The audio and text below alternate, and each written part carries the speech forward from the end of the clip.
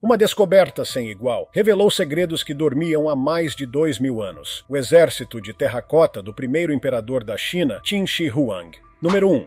O início de uma descoberta monumental.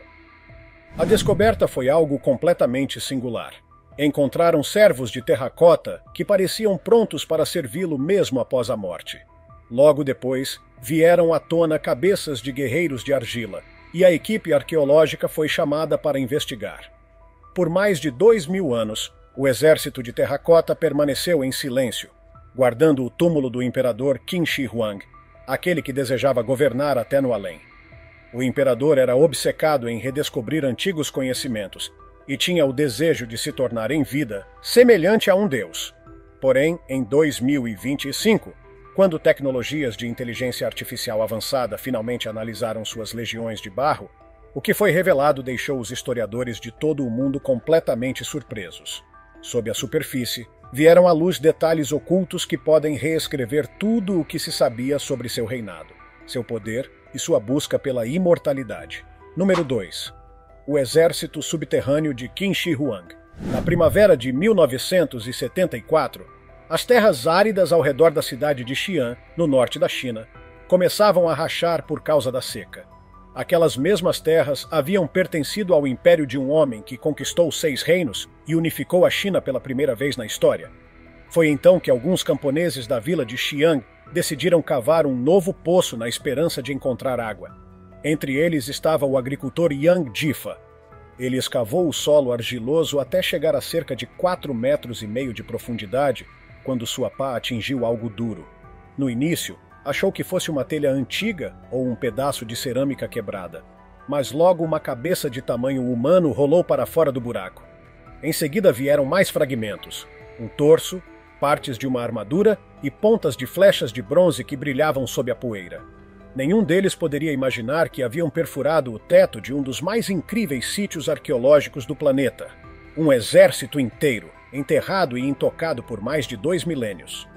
Os camponeses empilharam os pedaços de argila à beira do campo e algumas pontas de flecha foram vendidas por algumas moedas. Talvez a história tivesse parado ali, se não fosse por Zhao Kangmin, um funcionário local da área cultural que ouviu rumores sobre estátuas estranhas encontradas perto do poço. Curioso, Zhao viajou até o local, viu as figuras de barro e imediatamente percebeu que se tratava de algo extraordinário. Ele começou a recolher cada fragmento que encontrava e notificou o Instituto Arqueológico da província de Shaanxi. Poucos meses depois, equipes de escavação chegaram à área. O que encontraram era tão grandioso que o governo chinês precisou construir um complexo de museus sobre o sítio arqueológico para proteger as descobertas da chuva e da crescente multidão de visitantes. No coração desse patrimônio mundial da humanidade, quando o primeiro poço foi limpo o suficiente para ser visto, o cenário parecia um campo de batalha silencioso, congelado no tempo. Número 3. Um exército imortal. Fileira após fileira de soldados de barro em tamanho real se alinhavam em formação. As cabeças erguidas, as armaduras esculpidas com precisão, pareciam esperar uma ordem que jamais chegaria. Todos estavam voltados para o leste, direção dos antigos reinos inimigos conquistados pelo primeiro imperador da China, durante o século III a.C. Atrás deles, havia cavalos de barro que outrora puxavam carruagens de madeira, hoje totalmente decompostas. Mesmo assim, as marcas das rodas ainda estavam impressas no chão endurecido. A escala da descoberta desafia qualquer imaginação. Estimativas modernas apontam para mais de 8.000 guerreiros, mais de 100 carruagens e centenas de cavalos distribuídos por diversos poços subterrâneos. Apenas uma fração foi escavada até hoje. O maior deles, conhecido como Poço 1, mede cerca de 230 metros de comprimento por 60 metros de largura. Uma área equivalente a mais de 3,5 campos de futebol, com piso situado a cerca de 5 metros abaixo da superfície antiga. Mas o Poço 1 era apenas o começo. Imagine um imenso salão subterrâneo dividido por grossas paredes de terra. Arqueólogos identificaram 11 corredores paralelos, correndo de leste a oeste, cujos tetos eram formados por vigas de madeira cobertas com esteiras de junco e camadas de argila compactada para evitar infiltração de água. Em seu estado original, o Poço 1 parecia um quartel subterrâneo pronto para uma batalha. Na extremidade leste ficava a linha de frente, a vanguarda. Atrás dela, no centro, fileiras de soldados de infantaria fortemente armados empunhavam lanças longas. Nas laterais e na retaguarda, guerreiros voltados para fora protegiam os flancos. Era a representação perfeita de um verdadeiro exército prestes a entrar em combate. Número 4. Estratégia e comando. Se o Poço 1 representava a força bruta e a grandiosidade, o Poço 2 mostrava a estratégia. Localizado bem próximo, ele continha uma formação de tropas mistas, uma força combinada de arqueiros, cavaleiros e condutores de carruagens.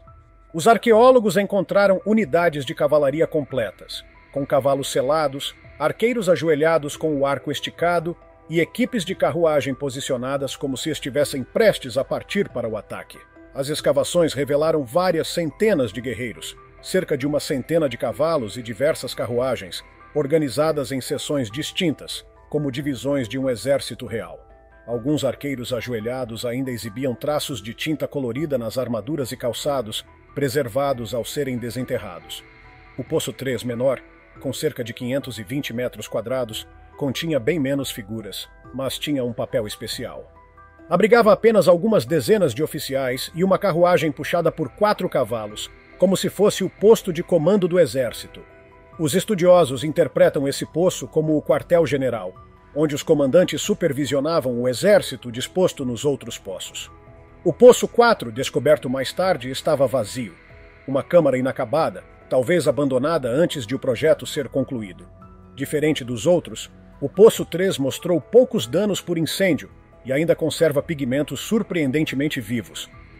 Graças a essa preservação, ele oferece a visão mais clara de como o exército inteiro devia aparecer em suas cores originais.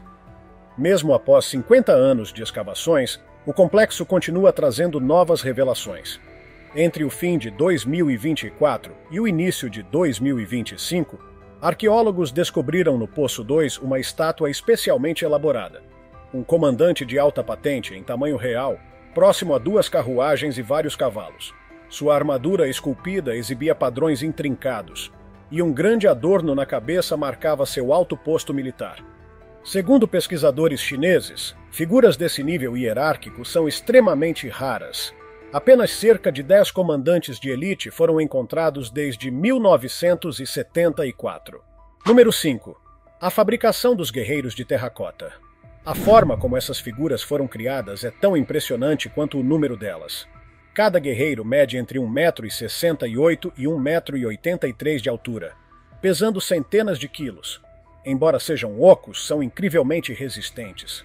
As pernas foram moldadas como tubos espessos de argila. Os troncos, construídos separadamente em grandes conchas. Braços, mãos e cabeças eram peças individuais unidas enquanto o barro ainda estava úmido. Os artesãos alisavam as junções, esculpiam os traços do rosto e pressionavam minuciosos detalhes na superfície. Unhas, nós de cintos e costuras das armaduras eram talhados manualmente, com um nível de precisão quase impossível para a época. Análises do material mostraram que eles não usaram barro comum. Cientistas descobriram, sob microscópio, uma mistura de loess, um tipo de silt amarelo muito fino, típico do norte da China, combinada com minerais como quartzo e caolin. O loess compacta-se facilmente e endurece quando seca. O quartzo dá resistência, enquanto o caolin confere suavidade e plasticidade. Essa mistura era cuidadosamente preparada, provavelmente em oficinas centralizadas próximas ao local, e distribuída para equipes que moldavam e montavam as figuras. O resultado não foi obra de um único escultor genial, mas de uma operação em escala industrial, administrada pelo Estado durante o século III a.C. Ainda hoje, há vestígios desse sistema de produção padronizado. A repetição de certos elementos, como formatos de mãos ou bases de cabeças, indica que moldes foram usados para criar partes uniformes, mas, após o molde, cada peça era retrabalhada individualmente, garantindo que nenhum guerreiro fosse idêntico ao outro. Quem observa de perto percebe rostos únicos, queixos variados, maçãs do rosto distintas, orelhas diferentes, expressões serenas ou tensas. Alguns têm narizes retos, outros tortos. Em certos lábios há até marcas que lembram cicatrizes curadas. Para saber se essa diversidade era apenas artística ou baseada em pessoas reais, pesquisadores recorreram a escaneamentos tridimensionais de alta resolução e a modelos de inteligência artificial.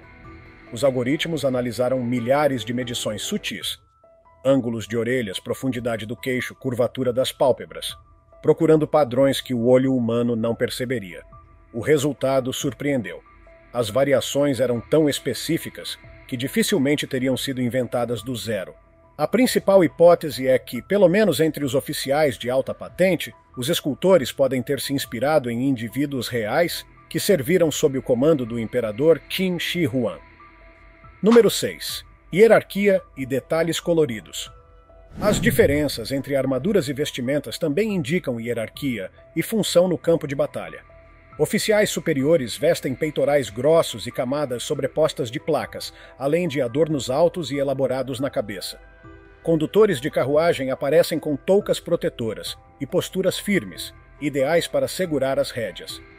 Cavaleiros usam jaquetas curtas e ajustadas para facilitar o movimento, enquanto arqueiros ajoelhados carregam armaduras leves, próprias para girar o corpo e disparar flechas rapidamente.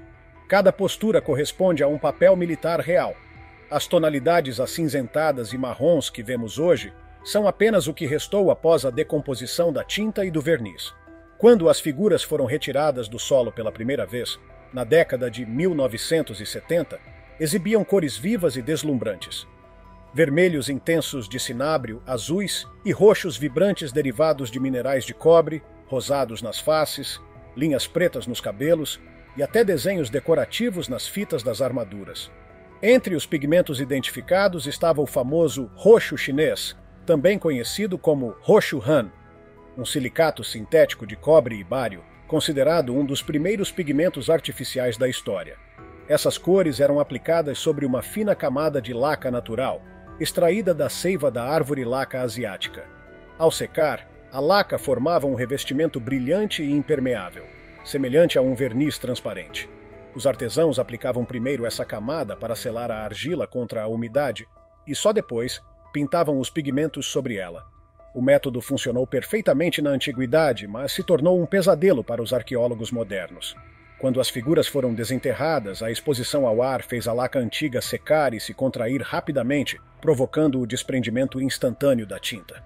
Durante as primeiras escavações, os pesquisadores assistiram impotentes enquanto as cores se apagavam diante dos olhos, às vezes em menos de 15 segundos. Em poucos minutos, camadas inteiras de pintura se desintegravam.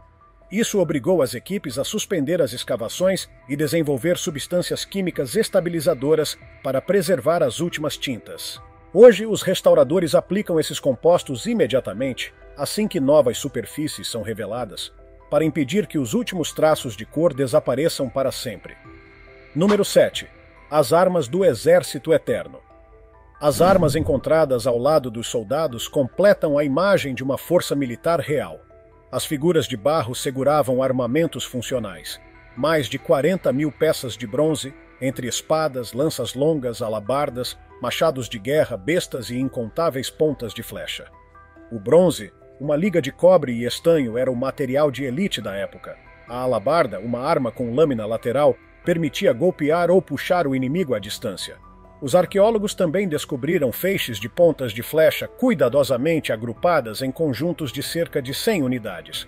Análises químicas mostraram que cada grupo possuía uma composição metálica uniforme, mas ligeiramente diferente do grupo vizinho, sinal de que as armas eram produzidas em lotes padronizados, talvez por diferentes oficinas militares. Além das câmaras principais, os arqueólogos mapearam uma rede de outros poços espalhados pelos campos vizinhos. Em centenas de escavações, foram encontradas carruagens de bronze enterradas com cavalos reais, fossas contendo armaduras feitas de pedra e grupos de servos e oficiais moldados em argila. Um poço retratava artistas, acrobatas e homens fortes congelados em pleno movimento. Outro mostrava uma cena pacífica com patos, grous e cisnes de bronze dispostos ao redor do que foi, um dia, um riacho artificial acompanhado por músicos de barro.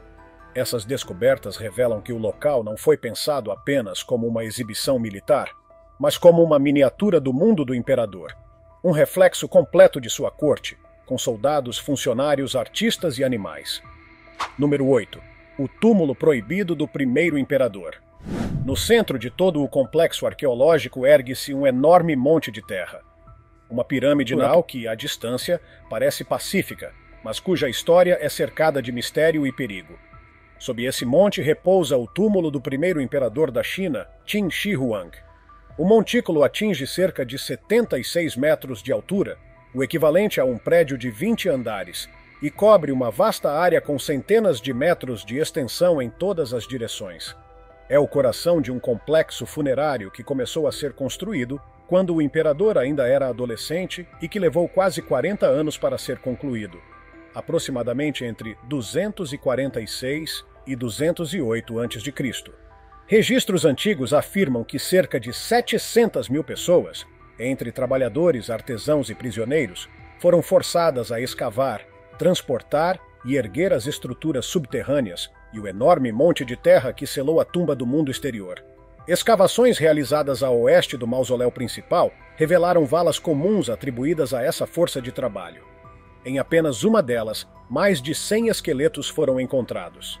A maioria de homens jovens ou de meia idade entre 15 e 40 anos, com sinais claros de esforço físico extremo. Estudos de DNA antigo e formato craniano mostraram que eles vinham de várias regiões, alguns do norte, outros de áreas mais ao sul, e muitos não possuíam características típicas da província de Shanxi.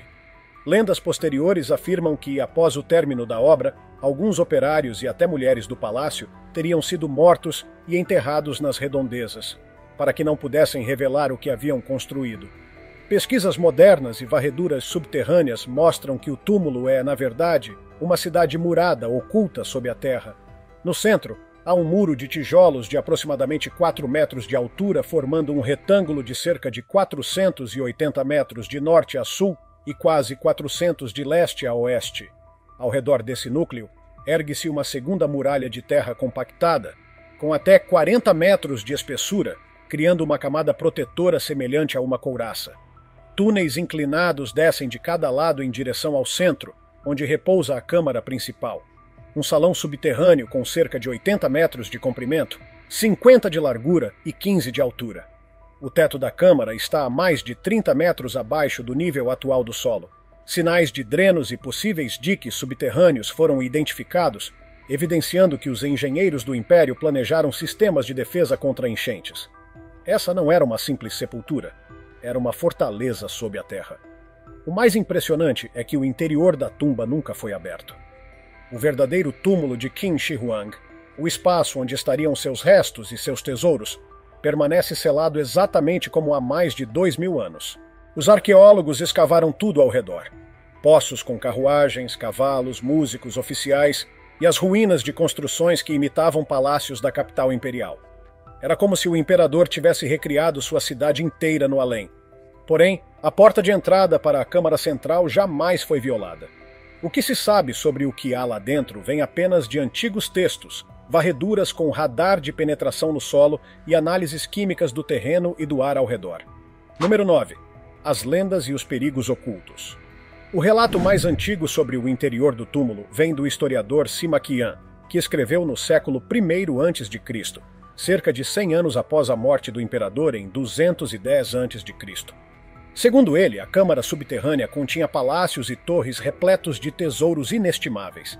O interior teria sido planejado como uma versão em miniatura do Império, com rios e mares representados por mercúrio líquido em movimento. O teto, dizia o texto, era pintado com constelações e estrelas, enquanto o chão reproduzia as montanhas e vales da China. Também haveria armadilhas mecânicas, bestas automáticas que disparavam contra invasores, e lâmpadas eternas feitas com gordura de um estranho peixe-homem, possivelmente uma baleia. Durante séculos, estudiosos discutiram se essas descrições eram mito ou realidade. No entanto, a ciência moderna começou a confirmar parte dessas antigas histórias, e de forma inquietante. Entre todos os elementos, o mais perturbador é o mercúrio. Esse metal prateado, líquido em temperatura ambiente, libera vapores tóxicos quando evapora. Testes modernos do solo ao redor do monte confirmaram níveis de mercúrio muito acima do normal. Algumas amostras apresentaram concentrações em torno de 1.440 partes por bilhão, e medições posteriores registraram pontos com mais de 2.200. Para comparação, o solo comum da região costuma ter apenas algumas dezenas ou centenas de partes por bilhão. Pesquisadores também analisaram o ar acima do monte usando lasers de detecção de gases e constataram níveis de vapor de mercúrio de cerca de 27 nanogramas por metro cúbico, valores muito superiores à média regional, que varia entre 5 e 10. Esses resultados mostram que o mercúrio está literalmente escapando do monte, subindo lentamente por rachaduras, mesmo após 2.000 anos de selamento. E não há indícios de que essa contaminação venha de fontes modernas. O padrão dos vazamentos coincide exatamente com a localização esperada da Câmara Funerária Central. Os estudos apontam que o metal provavelmente veio de minas de cinábrio, um mineral vermelho de sulfeto de mercúrio, exploradas em grande escala na região de Xunyang, então sob controle do Império Qin. Estima-se que mais de 100 toneladas desse material tenham sido extraídas e purificadas para o túmulo, o equivalente a mais de 200.000 quilos de mercúrio líquido. Em tempos antigos, o mercúrio não era apenas decorativo. Acreditava-se que possuía energia vital e poderes de imortalidade. Alquimistas da corte o utilizavam em poções que prometiam vida eterna. Se o túmulo realmente contiver rios de mercúrio, o ar em seu interior é mortal. Uma única abertura poderia liberar vapores suficientes para causar envenenamento grave em minutos. Por isso, escavar diretamente a câmara seria não apenas arriscado, mas potencialmente letal. Número 10. O túmulo selado e seus segredos. O perigo, porém, não vem só do mercúrio. Outro motivo para não abrir o túmulo é a preservação. Depois de mais de 2 milênios, aquele ambiente fechado possui um equilíbrio delicado de ar, umidade e pressão. Se a câmara for aberta abruptamente, o oxigênio e as mudanças de temperatura poderiam destruir instantaneamente objetos e tecidos orgânicos, madeiras, tecidos, pigmentos, que sobreviveram selados. Conservadores do mausoléu admitem que ainda não existe tecnologia capaz de estabilizar uma área tão grande no momento em que fosse aberta. Além disso, há o risco de armadilhas e desabamentos. Pode soar lendário, mas há base técnica nisso. Sima Qian descreveu bestas automáticas instaladas para atirar contra invasores, e as armas dessa época eram poderosas o bastante para matar a curta distância. Embora as partes de madeira e tendões já tenham se deteriorado, os mecanismos de bronze podem continuar sob imensa pressão no solo. Varreduras por radar e medições magnéticas detectaram zonas densas de metal e corredores estreitos que lembram pontos de estrangulamento, projetados para atrasar invasores e forçá-los a caminhos controlados. Mesmo que as armadilhas já não funcionem, sua presença indica engenharia defensiva intencional. Há ainda um perigo físico. As estruturas de madeira que sustentam o teto podem estar fragilizadas após tantos séculos. Um único movimento errado pode provocar o colapso de partes inteiras da câmara. Outro fator raramente discutido é a água. O monte está localizado próximo à base do Monte Li, onde o lençol freático fica a cerca de 30 metros de profundidade. Qualquer perfuração mal planejada poderia liberar lama e água dentro do túmulo, destruindo tudo em minutos. Número 11. A mente do primeiro imperador da China. No século III a.C., o território que hoje conhecemos como China não era um país unificado. Era um campo de batalha onde 7 grandes reinos lutavam entre si, numa guerra incessante por poder e sobrevivência. Cidades eram incendiadas, alianças se desmanchavam da noite para o dia, e assassinatos políticos eram parte da rotina. Foi nesse cenário caótico que surgiu um menino chamado Ying Zheng. Ele se tornou rei do estado de Qin com apenas 13 anos de idade. Com o passar dos anos, cresceu determinado a fazer o que ninguém jamais havia conseguido: eliminar todos os senhores feudais e unificar o mundo conhecido sob seu domínio. Ele travou uma sequência brutal de guerras, conquistando um a um os reinos rivais, até que, em 221 a.C., o último inimigo se rendeu. Então, Ying Zheng aboliu o antigo título de rei e criou um novo, Huangdi, ou imperador. Nascia assim Qin Shi Huang, o primeiro imperador da dinastia Qin. A partir desse momento haveria apenas um trono, e ele lhe pertenceria por direito divino. Mas para Qin Shi Huang, a vitória militar era apenas o começo. O verdadeiro desafio era manter o império unido. Ele sabia que conquistar era fácil, o difícil era controlar. Seu poder deveria se estender não só sobre os soldados e as terras, mas também sobre o pensamento, a memória, o tempo e até a própria linguagem de seu povo. Número 12. A fundação de um império duradouro. O nome de seu estado, Qin, deu origem à palavra China usada no Ocidente. E ainda que sua dinastia tenha durado pouco, seu modelo de governo moldou os séculos seguintes. Como unir reinos que até ontem se odiavam? Qin Shi Huang encontrou a resposta, apagando suas diferenças. Ele impôs um conjunto único de regras para todo o território. Antes dele, cada reino tinha sua própria moeda, sistema de pesos e medidas e até formas diferentes de escrita chinesa. O imperador forçou a unificação de tudo isso. Uma moeda única, um padrão oficial de medidas, uma escrita padronizada e um código de leis igual para todos. Pode parecer um detalhe administrativo, mas foi uma revolução. Com os eixos das carroças padronizados, todas as rodas se encaixavam nos mesmos sulcos das estradas. E se as estradas tinham a mesma largura, exércitos e comboios podiam circular livremente por todo o império. As crônicas antigas contam que ele mandou construir grandes rodovias partindo da capital, como os raios de uma roda, cruzando o território em linha reta por quilômetros, para permitir que mensageiros e tropas se movessem rapidamente entre as províncias. Qin Shi Huang era implacável.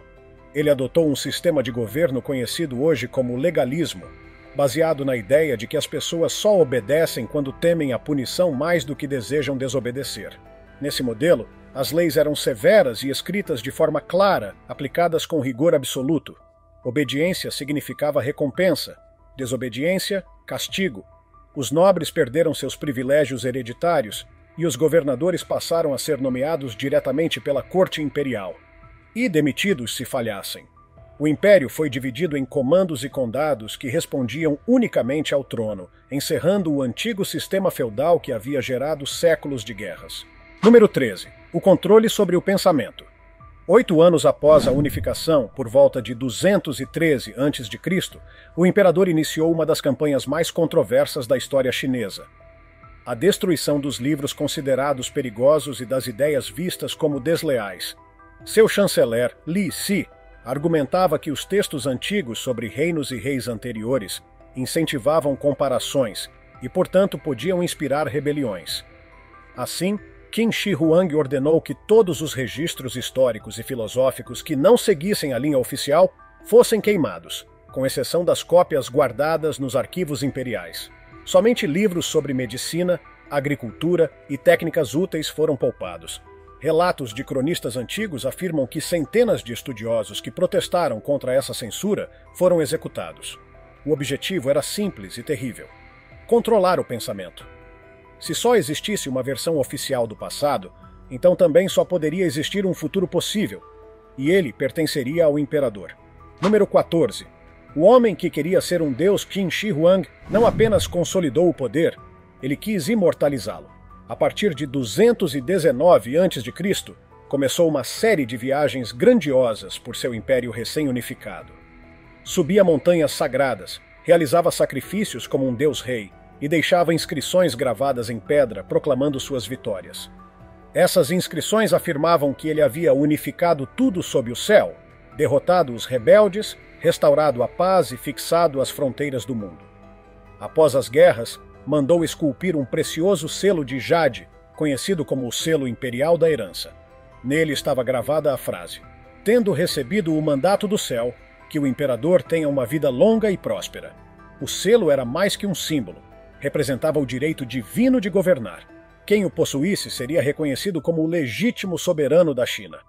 Séculos depois, dinastias lutariam entre si por esse mesmo objeto, como se ele carregasse a própria alma da nação. Mas apesar de todos os triunfos, Qin Shi Huang não conseguiu derrotar um inimigo: a morte. Com o passar dos anos, sua obsessão por viver para sempre cresceu a ponto de dominar sua mente. Número 15.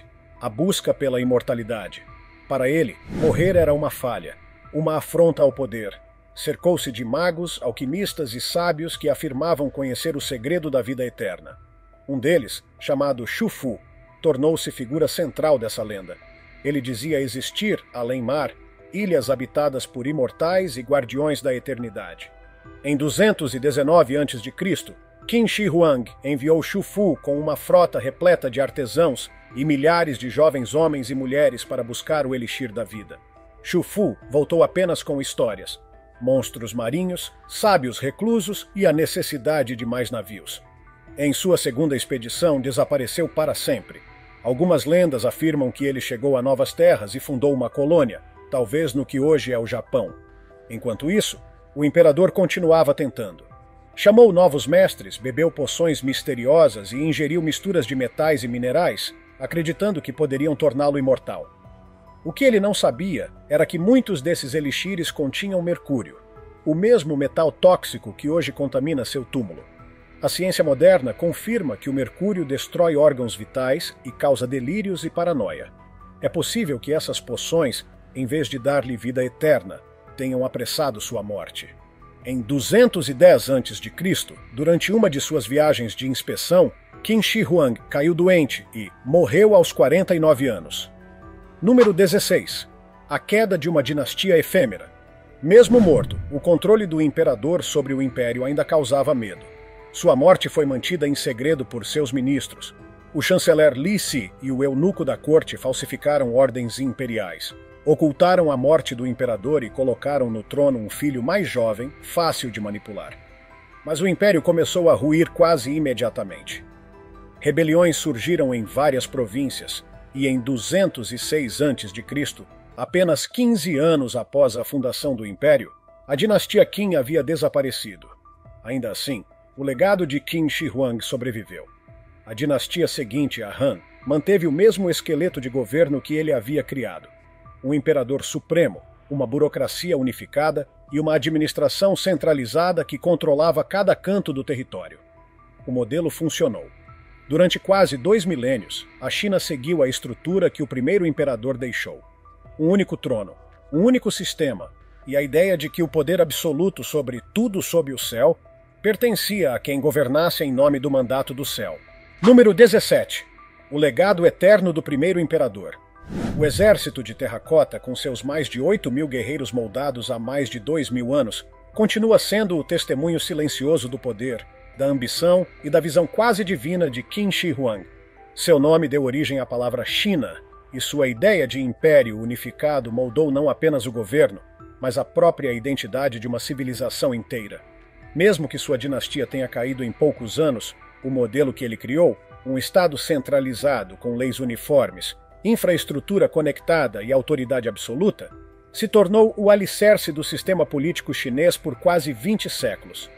Governantes posteriores, de imperadores a líderes modernos, herdaram a lógica administrativa que ele impôs com ferro e fogo. Mas o verdadeiro mistério que ainda prende o mundo ao primeiro imperador não é sua obra política, e sim o que repousa sob aquele monte selado. O túmulo permanece intocado, guardado por seus soldados de barro e pelos mesmos segredos que ele quis levar para a eternidade. A ciência moderna continua tentando entender como abrir aquele santuário sem destruí-lo. E até hoje ninguém ousou romper o lacre que separa o imperador do mundo dos vivos. O mercúrio ainda escapa lentamente do solo, como um aviso venenoso de que o descanso do soberano não deve ser perturbado. Qin Shi Huang buscou viver para sempre, e de certo modo conseguiu. Sua presença ecoa através das estátuas, das estradas que ele mandou construir, da escrita que ele unificou e do país que ainda carrega seu nome. Mais de 2 milênios depois, o primeiro imperador da China ainda reina, não sobre um trono de ouro, mas sobre a imaginação do mundo. O túmulo do primeiro imperador da China permanece fechado, guardando segredos que nenhum arqueólogo ousou tocar. Talvez seja melhor assim. Qin Shi Huang construiu um império que desafiou o tempo, sonhou com a imortalidade e deixou sob o solo de Xi'an um exército feito para a eternidade. Mais do que um monumento ao poder, o exército de terracota é um lembrete de que a ambição humana pode atravessar séculos. Cada rosto de barro, cada traço esculpido à mão, é um sussurro vindo de um passado que ainda vive, esperando o dia em que a história finalmente se atreverá a despertar o imperador que quis viver para sempre. Se tiver gostado do vídeo, deixe seu like e inscreva-se em nosso canal para acompanhar todas as novidades. Continue por aqui e assista a mais vídeos clicando em um desses vídeos que estão aparecendo na sua tela. Cuidem-se, amigos!